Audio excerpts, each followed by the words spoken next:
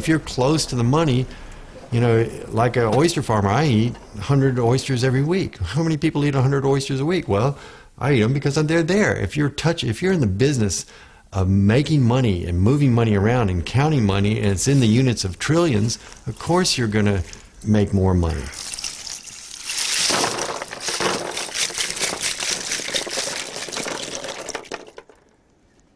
And then you become so isolated from the real working world of the average person who doesn't have this ability and is struggling to make it, to keep his job, to pay his mortgage, to, you know, feed his kids and send them to school. It's the best part of my job.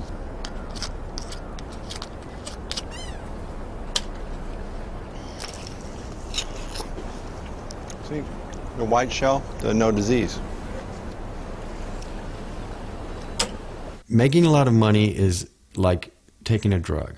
You feel good head to toe. It is very similar to a drug. When somebody hands you $1 million check or a $5 million check, you want more. Yes. Oh, if I'm making $5 million, I should be making 50 because I'm a genius. No question in your mind that you are a genius, and that the rest of the world owes, you know, you're just so much better than everybody else.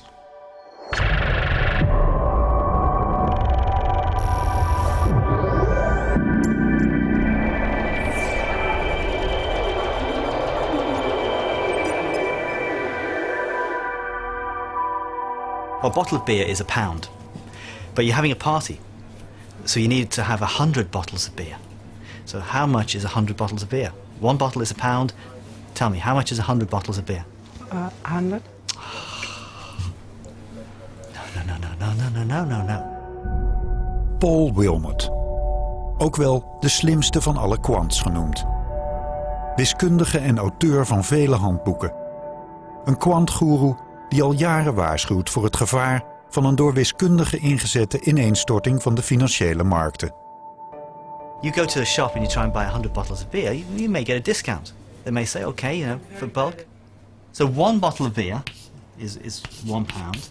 100 bottles is not going to be £100. It might be £80. And that's an example of non-linearity.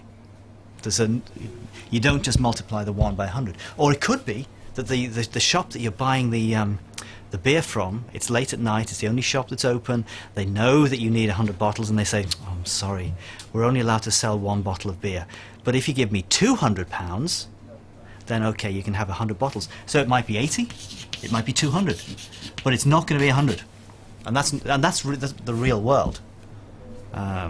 But that's not in 99.9% of finance models.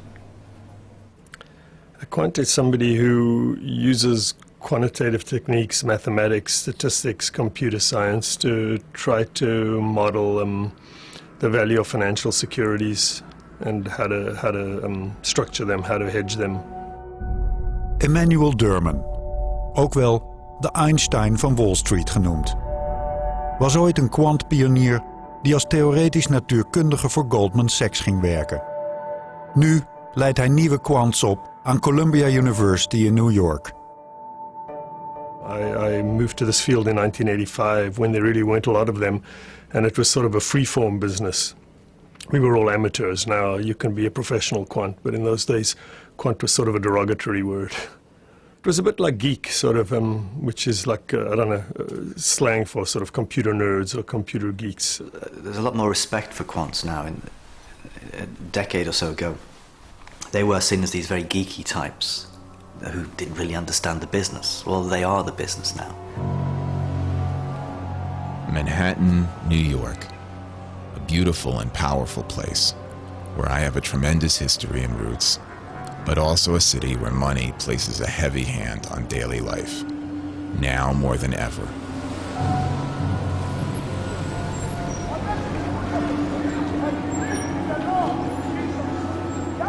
I used to be a computer programmer at a major player on Wall Street that is no longer among us, for obvious reasons.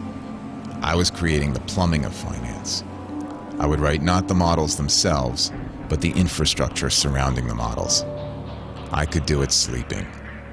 Some of my coworkers were self-satisfied, complacent, with a lazy state of mind. In my better jobs, I got to sit on the trading floor, which was energizing. Most of my career, I sat in a nondescript cubicle form. But I was physically close to the quants, the structurers of CDOs and similar products, the traders. I saw what they were doing, and I felt attracted. They seemed to be solving difficult problems and working at the center of the action. I felt like I was looking in through a window, watching, yet separate. This really made me want to do the job. The pay is good, too.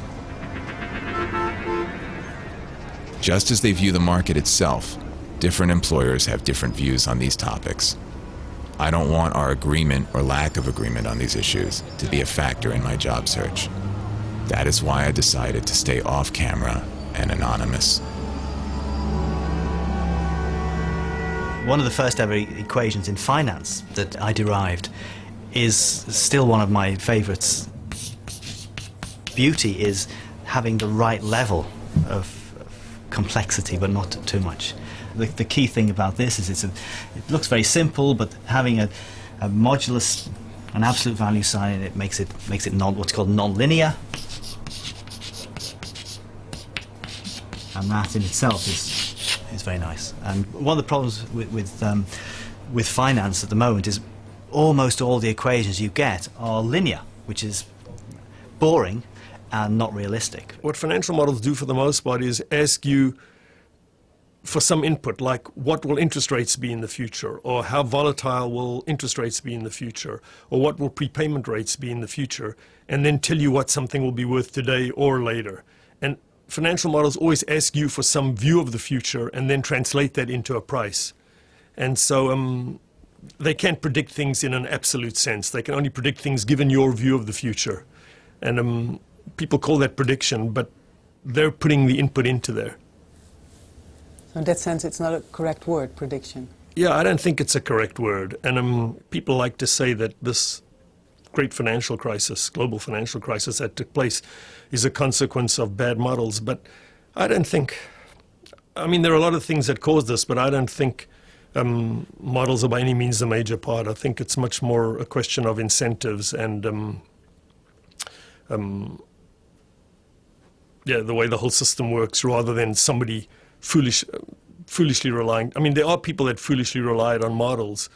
Nobody can predict with accuracy how people are going to prepay their mortgages in the future, or how many companies are going to default on their bonds. There's always some view that's driving a financial model.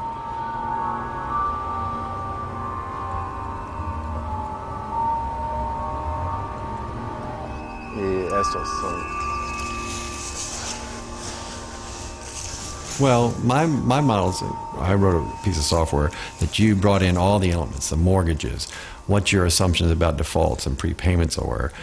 And so when you achieve that sort of golden moment where everything works, it's the numbers are correct, it's easy for the individuals to use, you know, that is a great moment, because you walk down the aisle, you see all the people using your software.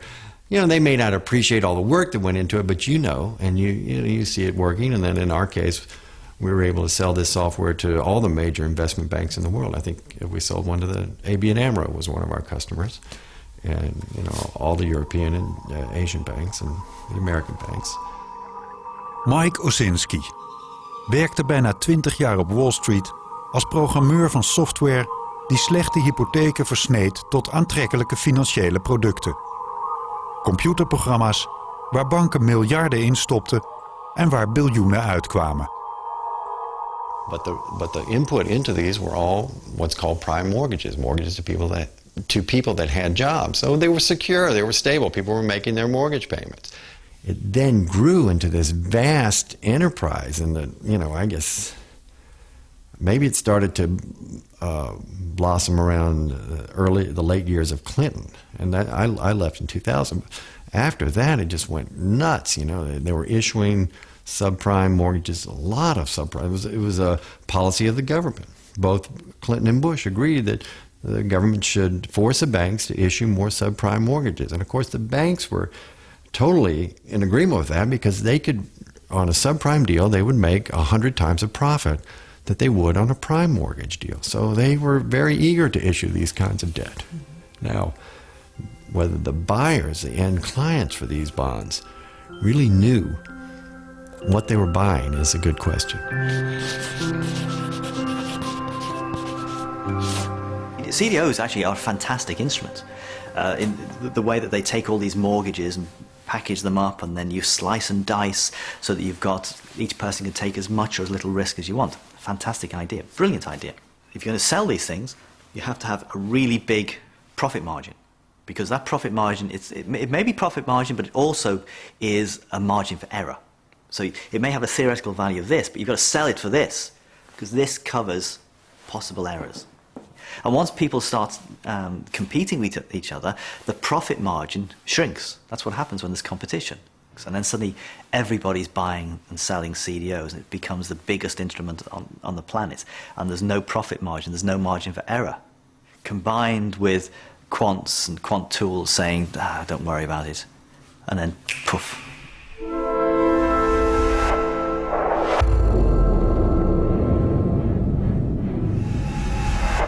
Here I have to apologize to the planet. I don't know, should I apologize to the planet? I did warn about the dangers in credit derivatives and in mathematical modeling. It is clear that a major rethink is desperately required if the world is to avoid a mathematician-led market meltdown. What you're supposed to do, if you've got a warning, you're supposed to take your warning and write it in book form. You're supposed to write 300 pages about the dangers of etc., etc. I'm a mathematician. What mathematicians do is they take something that is maybe 300 pages and they try and condense it into one equation. And that to them is beauty. 6:30 a.m., on my way to the library. We'll stay there for the next 12 hours. Today's work: menial computation, abstract manipulation of symbols by hand with a pencil, which could add up to another 25 handwritten pages. I like to learn new things, solve really difficult problems. I like the challenge of representing a portion of reality with logical symbols and systems. I must have been 13 years old when I realized that you could calculate the volume of a bowl by breaking it into smaller and smaller rectangles.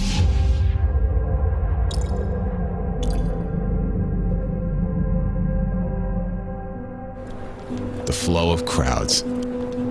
I like to observe the motion of crowds and sense relations and forces that operate upon them. Heavily trafficked public space. Crowds appear and disappear with the rhythm of the daily schedule. I have the ability to see patterns in abstract mathematical symbols.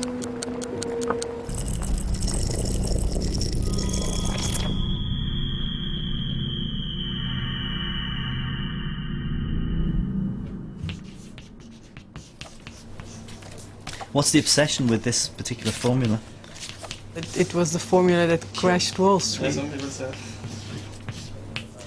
As a mathematician, it's a combination of the sublime and the ridiculous, I like to say.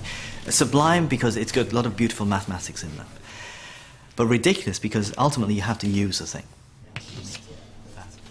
So it just relates the probabilities of defaults happening in two different things to the behavior of two companies kind of independently and then via what's called a correlation. Is it a problem that I don't understand most of what you're trying to explain me? You don't? I don't. Oh, we were really dumbing it down, weren't we? Yeah, I did. Oh dear.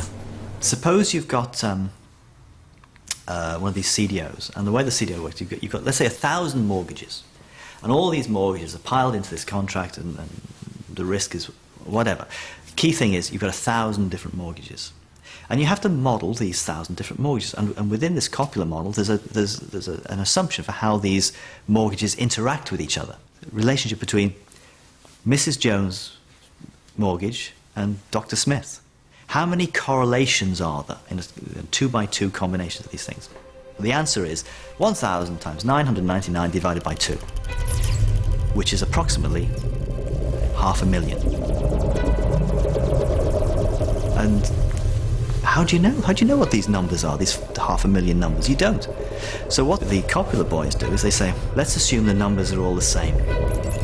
it's too complicated. Let's just assume the number is 0.6. That's completely ridiculous. You've got a really complicated model there. You've got these complicated interactions between all these people. So that's from the sublime mathematical modeling to the ridiculousness of just saying they're all 0.6.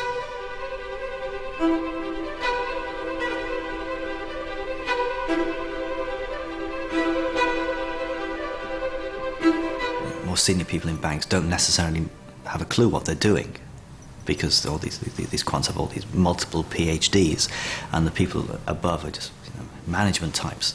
They won't understand the technical ideas that the quants know all about. And that itself can lead to problems, because if the quant says something, well, what's the manager going to do? The manager just has to believe the quant.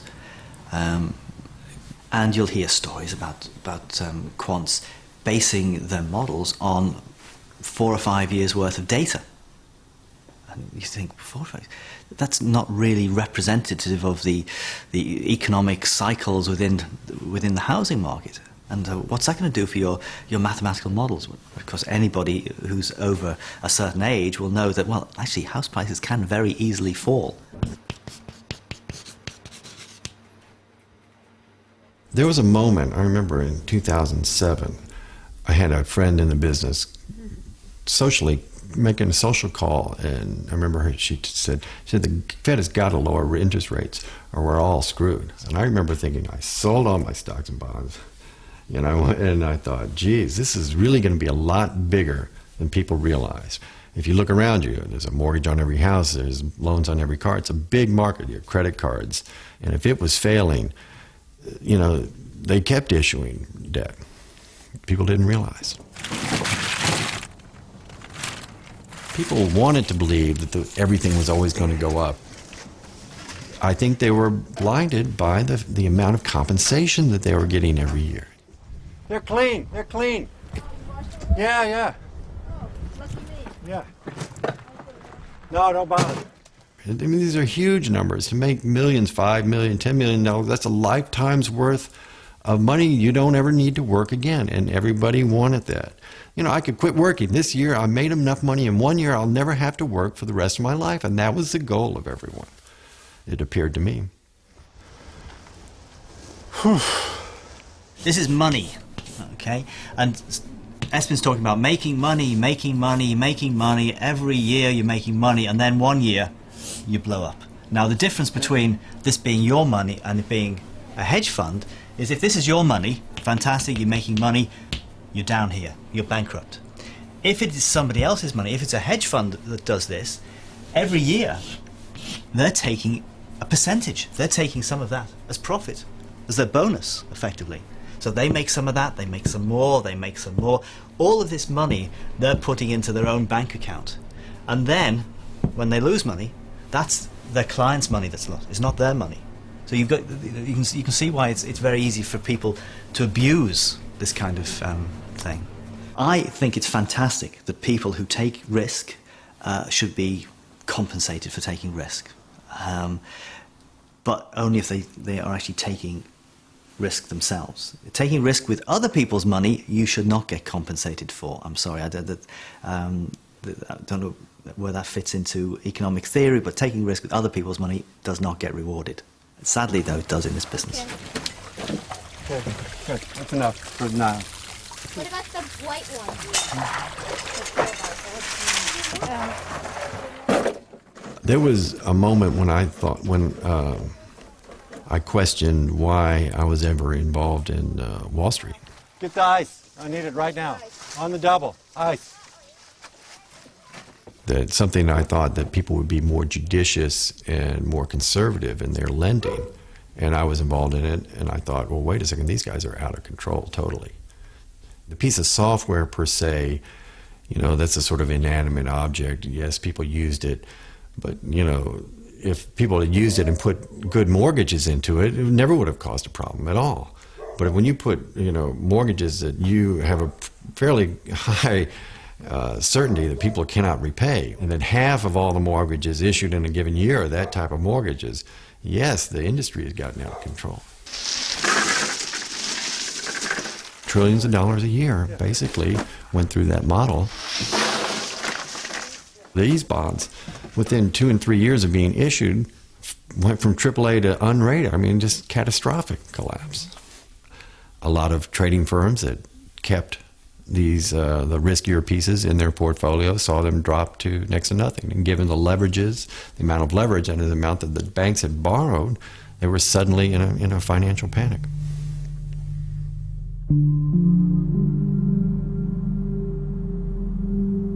Saturday after midnight, still studying. I know long hours will not stop when I enter a future job as a quant.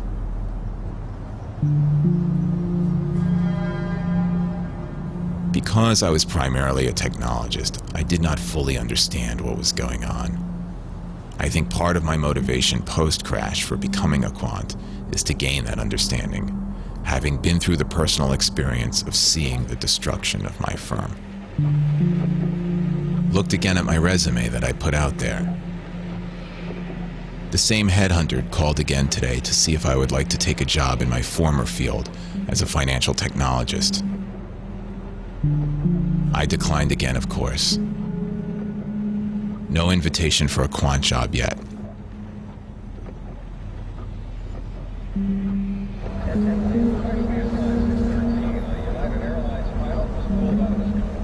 People that are in the business right now probably refuse to talk to the public. If they were to talk to the press, they would be fired. So only a limited few people in the business have the option of talking to the press. Once you're in the world, right, I mean, your phones are ringing, you know, from the moment I woke up in the morning. And I remember, you know, a lot of these guys I knew quite well, and they'd try to wake me up, 6 o'clock. Oh, I thought you were asleep, you know, and you'd be up till 11 o'clock. You have to be wired, you have to be alert every second, you have to be engaged, and you have to be perfect, and you have to be right all the time. You know, the software fails, people lose millions or billions. Can't happen. You can't be wrong. You have to be perfect. It's a lot of stress. My wife was in the business with me. We both would wake up in the morning and describe similar nightmares. Phones were ringing and we couldn't answer them. And then we sort of grew out of that, and we both realized that we didn't know what day of the week it was. That's Lehman Brothers. It's the new Barclays. Barclays. Was Lehman. Was Lehman. Went under. Report is brought to you by the up 1.6%. In London, the FTSE up 1.2%. So is the CAC in Paris. Hey, Joel. Oysters.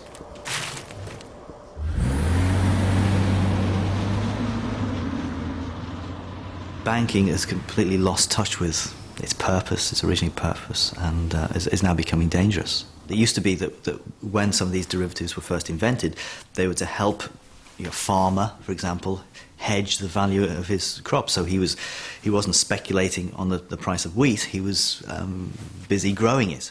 Now there are more people trading these commodity derivatives than are actually involved in the production of the commodity, which is completely bizarre.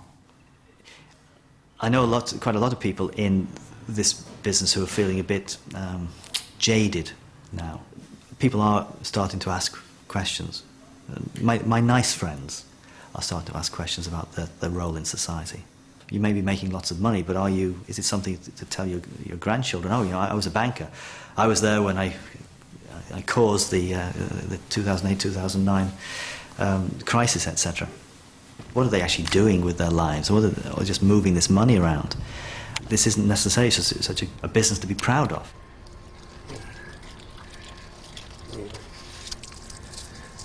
I think that's probably plenty. 30, 35 pounds. Responsibility is just not a one-way street. When it's successful, you're responsible. Well, you can't be unresponsible when the same item is a failure. You have to have some type of responsibility. I mean, I could say I wasn't, but I was involved. I made a very comfortable living, and I was proud of what I'd done. I myself never saw this kind of debacle.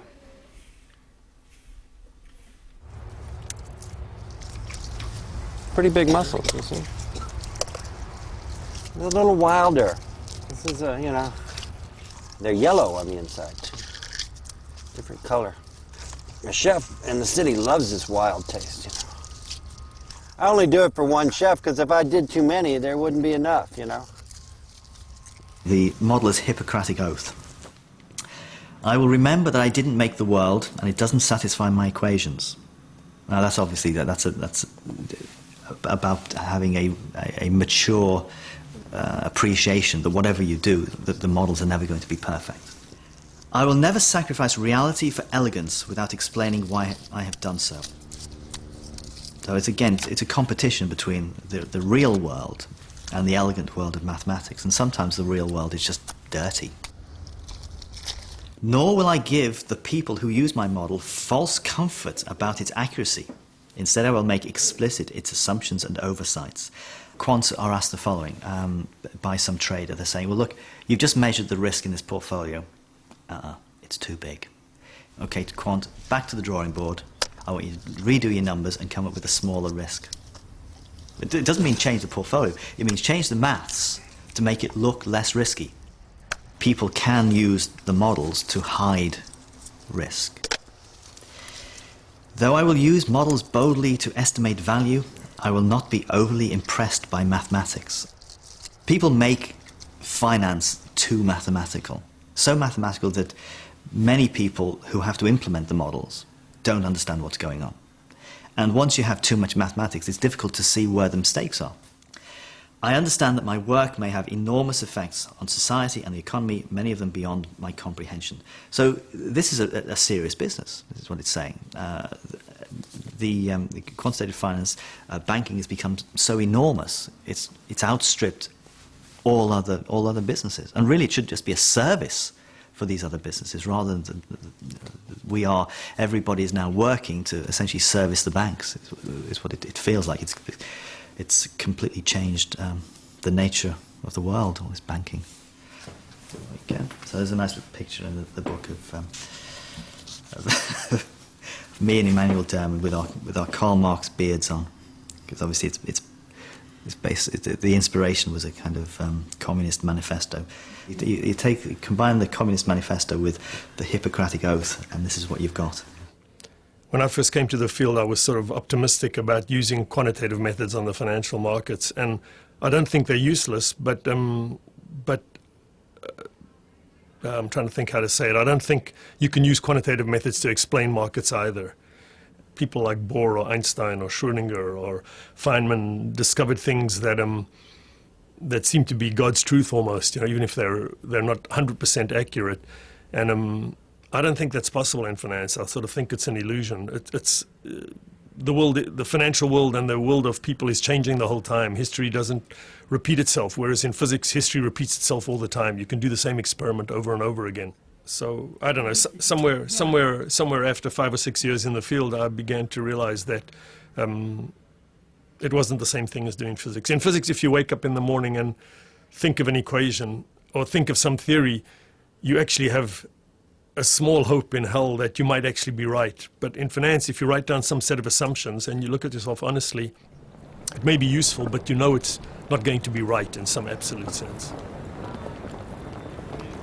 Because you're dealing with people, and people don't work that way.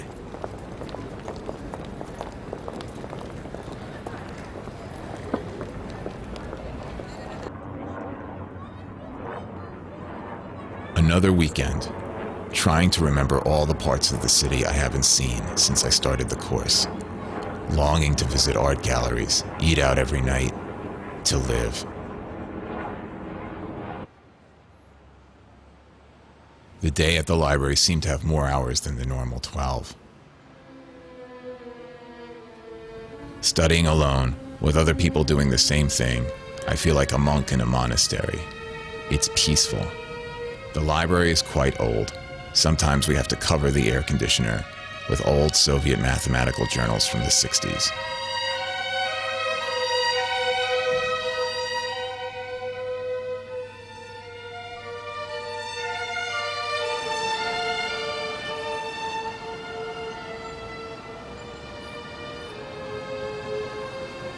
Once I dreamt of doing pure science, working on rocket ships, working at a small startup company.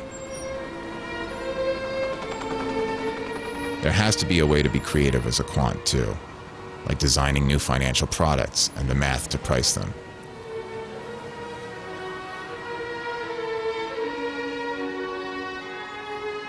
Do you think it's always possible for people to express a worry they have about the things they're building or writing? It's possible. People may not listen to them in the end. Most of these people are employees. People don't always listen to you. But yeah, it's possible to do it. And I think people should do it. And I think people who use the model should understand that. But I don't honestly believe that the models are responsible for what happened in the world. I think what's responsible for what happened in the world is that there've been an increasing number of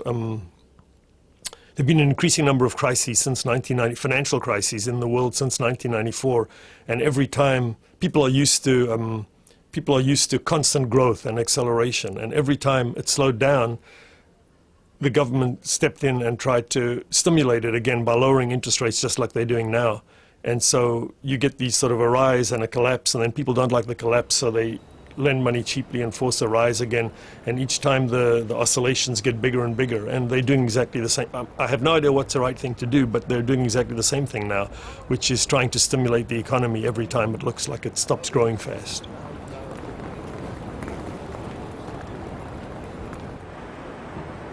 It shocks me that as a person who runs many businesses that we can talk about an economy shrinking by 1% is awful. Growing by 1% is fantastic. There's a difference of 2%. How can that difference of 2% have such a big impact on the world around us? 1% plus or minus in my businesses, I won't notice. The economists, they think that they're scientists. So they come up with these, what they call laws. They're not laws. Laws of gravity, that's a law. Anything that Isaac Newton comes up with is a law. But when an economist comes up, it's just a framework, an idea. It may work, it may not. Sometimes that's not a law. But they think they're laws. And so they build up this whole edifice of theory based upon this very shaky foundations. And they get all sorts of nonsense coming out of it.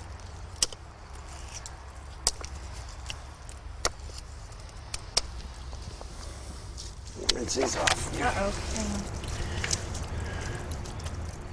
I think that the natural world is something you learn to appreciate through a struggle. In the financial world, money is a man-made phenomenon, right? It's like a game, right, where you make the rules. Well, money is a game that people make the rules for. But out there, the day-to-day activity is not about making money. The day-to-day activity is trying to grow an animal, a healthy animal, or a group of healthy animals. That's a big difference.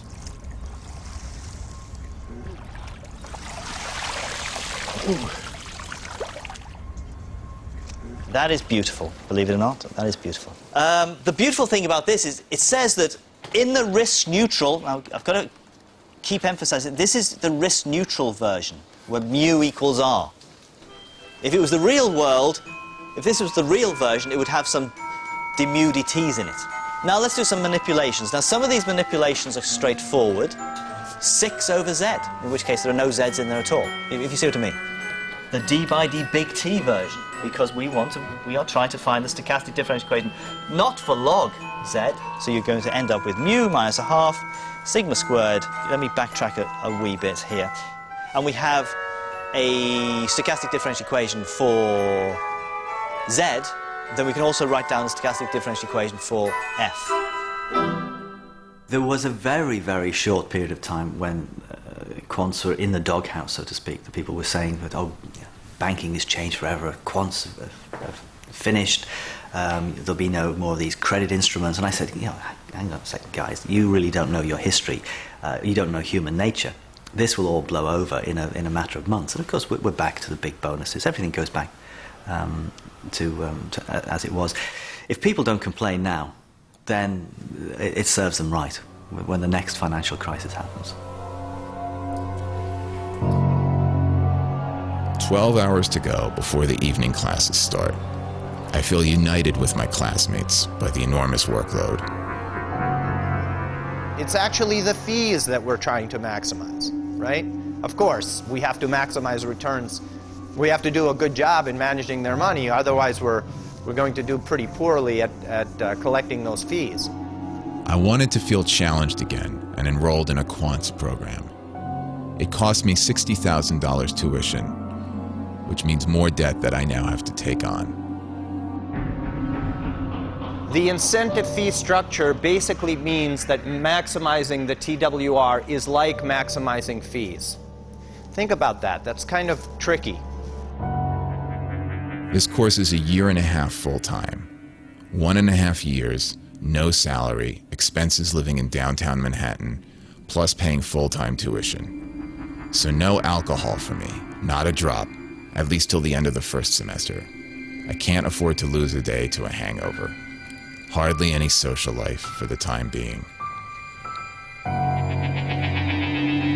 Most of the other students are Asian or East Europeans. Math is their first language and our common language. We Americans are the minority. Maximizing the number of times that we're going to penetrate the previous high water mark, we're actually maximizing incentive fees. So you can see that this type of optimization is very hedge fund-like. Does everybody get it so far? Used to be the physicists were splitting the atom. Who's splitting the atom these days? Building bridges. Who are the people building bridges? Everybody wants to move into this field. Scientific creativity is becoming financial creativity, which is all a bit bogus.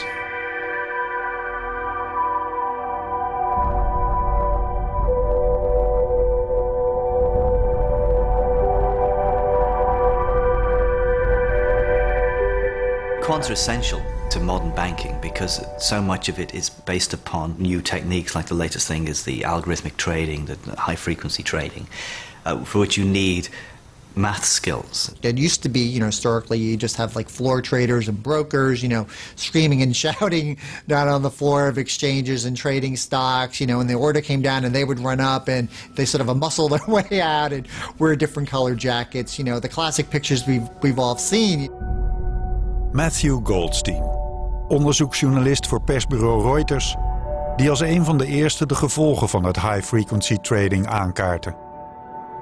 The reality is so much of this doesn't even take place there. I mean, that's becoming such a lesser part of trading and what goes on. It goes on in the back rooms, and it goes on in these modelings where these programs are put together by computer geeks, basically.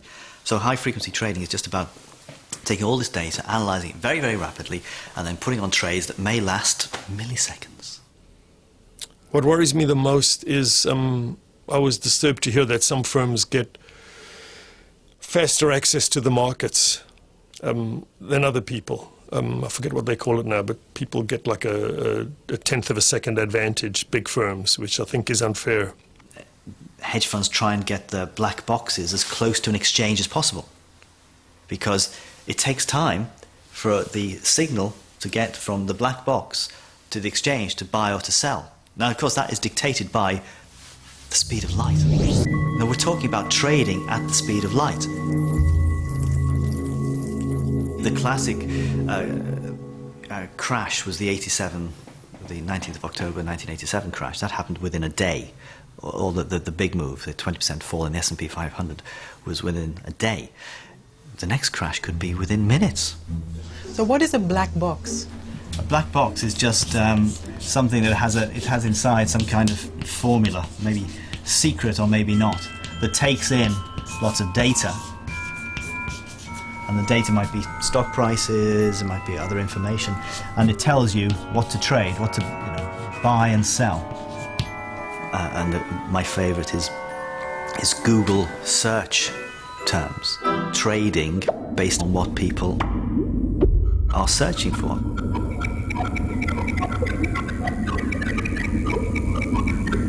It's not a black box in the sense that, if you saw the algorithms, you could figure. Well, you and me might not be able to figure it out, but wiser minds maybe could, and computers can certainly read it. So it's a black box in the sense that it's almost hard for the human mind to get their arms or wrap themselves around to really understand what's going on.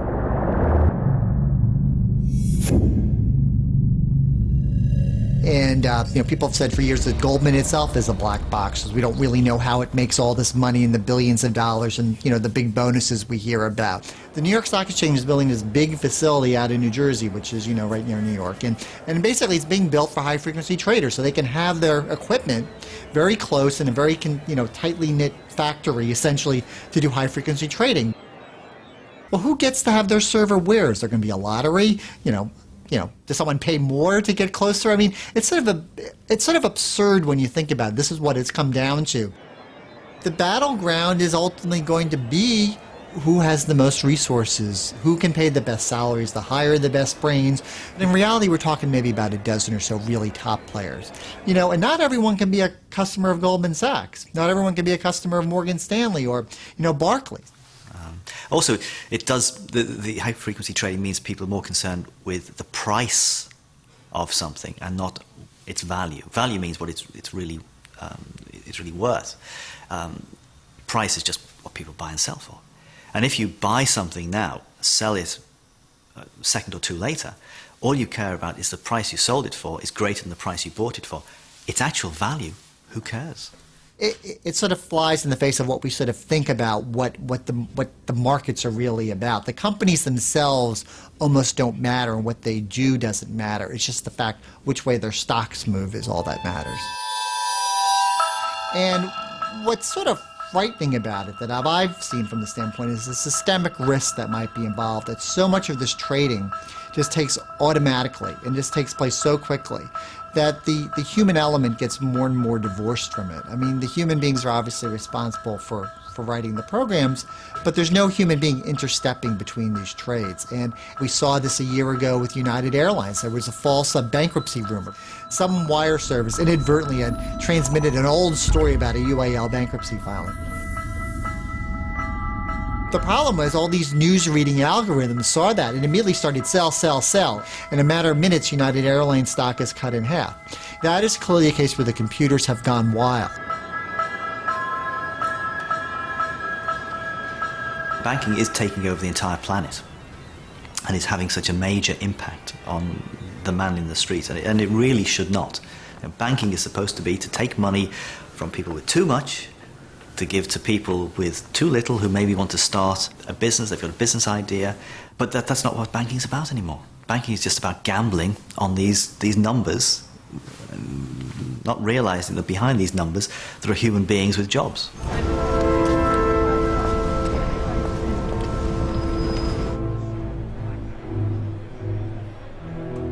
There's always been a joke about the New York Stock Exchange becoming a museum at some point, and they'll just have it for like a show there and people running around. And this is the way we used to trade stocks, isn't it so quaint and everything?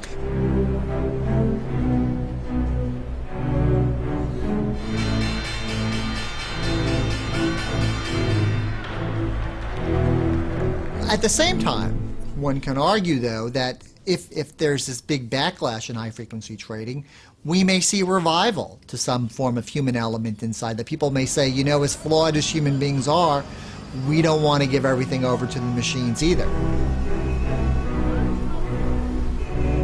Just walked past a crowded Wall Street full of Chinese tourists, asking me if this was the actual stock exchange. Wall Street as a location is not any longer what it was. Many banks moved their front offices uptown and their back offices to newer and cheaper spaces in New Jersey. Now Deutsche Bank is the only major firm left on Wall Street proper. Nearby is Goldman Sachs, with no name on the door, also about to move. There are almost no large firms headquartered in the neighborhood that was the cradle of American finance. Only the New York Stock Exchange remains. Its facade, one of the most iconic symbols of global capitalism.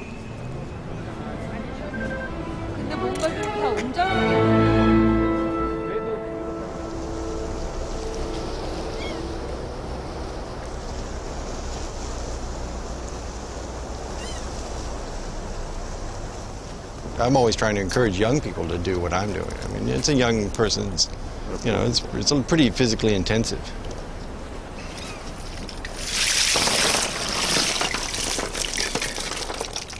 They really haven't grown that much. may not make it till Christmas here. No, I like a bigger. We typically sell a much bigger oyster, right? What do you find more satisfying? Well, software is a much more mental, the pleasure and the mental exertion is pretty intense. Like 1 million lines of software is a lot, and you have it all memorized, right? And there's the pleasure of like a Scrabble, doing that kind of word puzzle kind of thing. Although it's not that healthy. You sit in front of a machine, you have the terminal face effect, It's not the same as this. Oh. This is pretty... Not good. I mean, a day like today is pretty idyllic, right? You're just out in the water, it's a nice feeling bringing food in. So I think we sell about 150,000 oysters, which is, that's $100,000. Of course, I live off interest, So this is nice to have, I make some pocket money, et cetera, et cetera. And the overhead here is pretty small.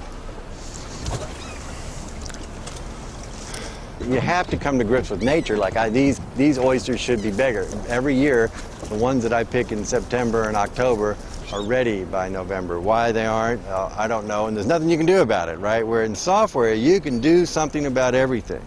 You can modify, you can make, this virtual world, you can make what you want.